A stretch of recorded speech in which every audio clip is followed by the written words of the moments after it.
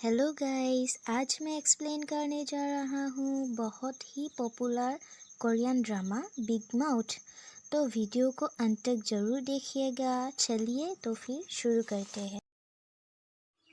Episode के शुरुआत में हमें दिखाया जाता है कि न्यूज़ चल रही होती है जिसमें बताया जाता है कि शहर में बहुत ज़्यादा क्राइम हो रही है। तभी हमें बहुत सारी गैरकानूनी काम करते हुए कुछ लोगों को दिखाया जाता है। न्यूज़ में तभी बताते हैं कि इन सब गैरकानूनी काम के पीछे बिग माउस नाम के एक शख्स है। फिर हमारे मेन लीड हीरो को दिखाया जाता है जो सोचती रहती है कि सब अपनी मतलबी दुनिया में बिजी है और अपनी इच्छा बताते हुए वो कहते हैं कि वो अपनी ज़िंदगी में एक सफल व्यक्ति बनना और जिन लोगों से वो प्यार करते हैं उन लोगों के साथ खुशी से अपनी लाइफ बिताना, यही उसका मकसद है। तभी रूम में हमारी हीरोइन का एंट्री होते हैं जो अपने पापा के साथ आता है। वो शॉक्ड है क्योंकि उसका पति उसके साथ और फादर इन लॉ के साथ शादी की सालगिरह मनाना चाहता था। खाते वक्त मीहो यानी हमारी हीरोइन बोलते हैं उसके सर पे वैसे भी बहुत सारी कर्ज है तो उसे सोच समझकर पैसे खर्च करना चाहिए। इसके बाद पार्क सांग-हो यानी हमारे हीरो के फ़ोन बजते हैं। वो एक लॉयर है तो वो अपने केस के बारे में किसी से बात करते हैं और ज़रूरी केस थे तो वो मिलकर डिस्कस करने के लिए गाड़ी लेकर निकल पड़ती है। जाने से पहले वो अपने बीवी को थैंक्स बोलते हैं उससे शादी करने के लिए।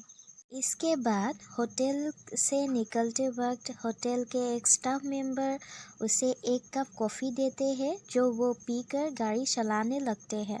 उसे पता नहीं था कि कॉफ़ी में ड्रग्स है तो तभी अचानक उसकी आँख में धुंधला छा जाती है और उसका एक्सीडेंट हो जाती है। नेक्स्ट सीन में हमें 7 दिन पहले की सीन दिखाया जाता है जहां मीहो और शांगहो बेड पर नजर आता है।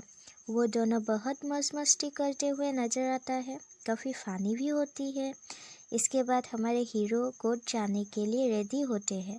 तभी मीहो बोलते हैं कि यदि वो फिर से केस हार जाए तो वो घर में कदम न रखे। को बात करते हुए दिखे केस के सिलसिले में बात करते हुए दिखाई देती है। इसके बाद कोर्ट के सीन दिखाया जाता है। सांघो को लगता था वो केस जीत जाएंगे लेकिन वो बुरी तरह से केस हार जाती है।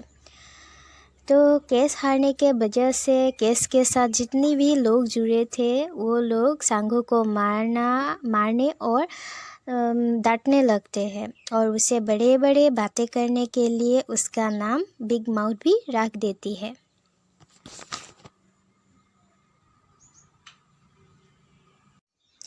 इतना सब होने के बाद सांघो उदास हो जाती है और वो फादर इन लॉ से बोलते हैं कि अब उसे यह नौकरी छोड़ देना चाहिए क्योंकि वो कोई केस जीत नहीं सकती है। जब मीहो को केस हारने के बाद पता चली तो वो सांघो को डांटने लगते हैं और गुस्से में सांघो से डिवोर्स मांगते हैं। मीहो से यानी अपनी बीवी से डरकर सांघो कुछ दिन ऑफिस में ही बिताने का तय करते हैं जिसमें उसका फादर इन लॉ वह उसके फुल सपोर्ट करते हुए नजर आता है।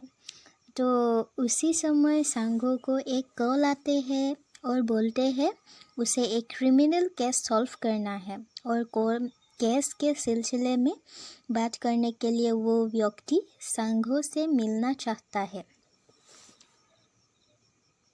वो व्यक्ति एक प्रोसिक्यूटर था और वो गुसियन हॉस्पिटल के प्रोफेसर की मर्डर केस के बारे में डिस्कस करने के लिए उसे बुलाया था। तो प्रोसिक्यूटर उसे बहुत ही सुनसान जगह पर मीटिंग करने के लिए बुलाया था तो वो बहुत ही डर गया था और वो पहुंचते ही प्रोसिक्यूटर केस के बारे में बात करते हुए बहुत ही जाने माने हॉस्पिटल की 3 प्रोफेसर के बात करते हैं जो इस केस के सस्पेक्ट है। तो उस प्रोसिक्यूटर यानी चोई दोहा बोलते हैं कि वो लोग उसके बहुत ही खास आदमी हैं और बोलते हैं कि वो यानी पार्क सांगो आज तक सिर्फ 10% से भी कम केस सॉल्व कर पाए हैं, तो कोई उसे केस नहीं देते। न्यायाधीश तो उन लोगों के ही पक्ष में है। तो इसलिए प्रोसिक्यूटर चाहता था कि सांगो सिर्फ लॉयर के रूप में कोर्ट में खड़ा रहे, बाकी सब वो देख लेंगे।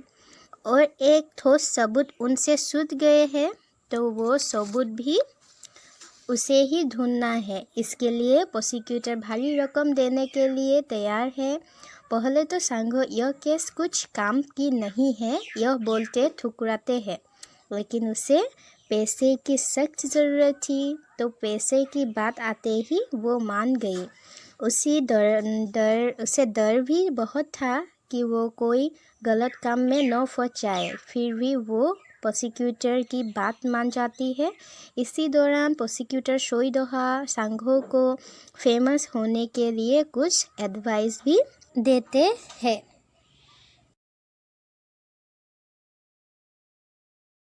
तभी से वो केस की छानबीन में बहुत मेहनत करते हुए दिखाई देती है और उसे ठोस सबूत भी मिल जाते हैं।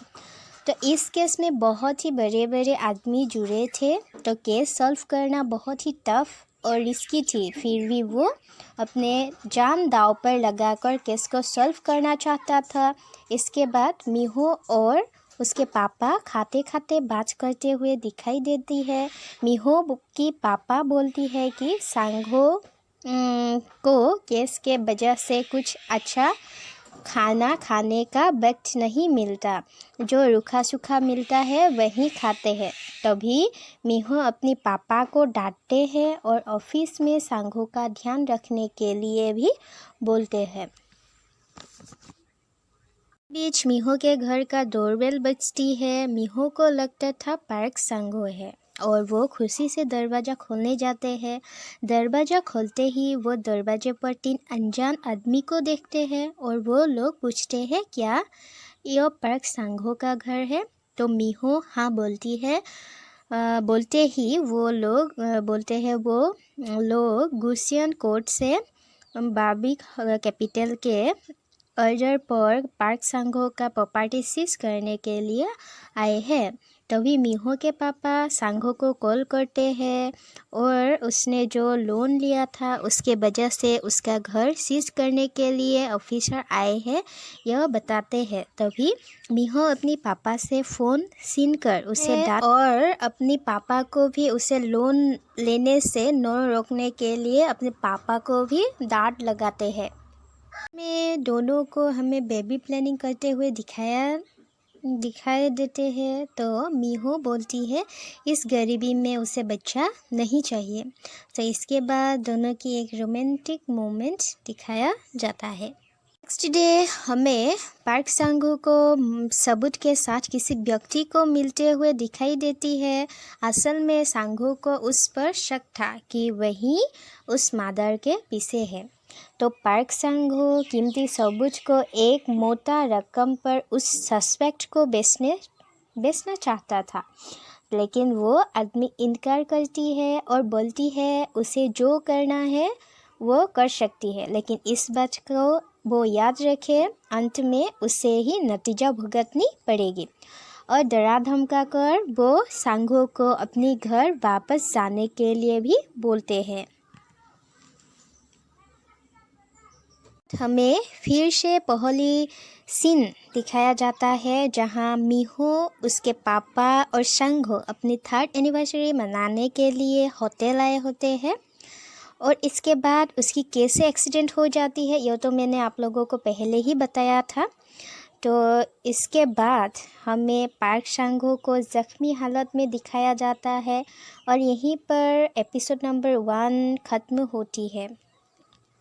अगर आप लोगों को मेरा एक्सप्लेनेशन पसंद आया तो प्लीज़ लाइक कमेंट शेयर कर दीजिएगा और मेरे चैनल को सब्सक्राइब कर दीजिएगा। Thanks for watching.